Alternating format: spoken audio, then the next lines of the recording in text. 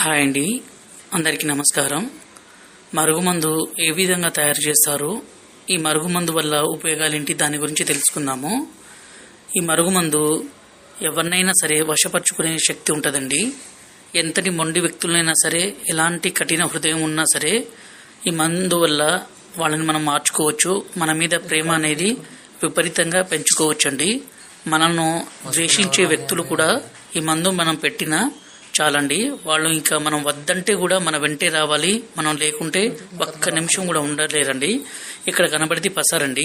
దీన్ని మనం బట్టలకి, చెప్పులకి, తలకి పోయడం ద్వారా ఎలాంటి మొండి వ్యక్తులైనా సరే మారిపోతారండి. అలాగే దీని పక్కన పౌడర్ అండి.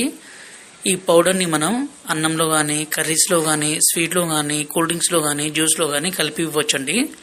ఈ మరుగుమందు వల్ల ఎలాంటి చిన్నపాటి సైడ్ ఎఫెక్ట్స్ కూడా ఉండవండి. ఎందుకంటే స్వయంగా మేము తయారు చేస్తాం కాబట్టి మా తండాలో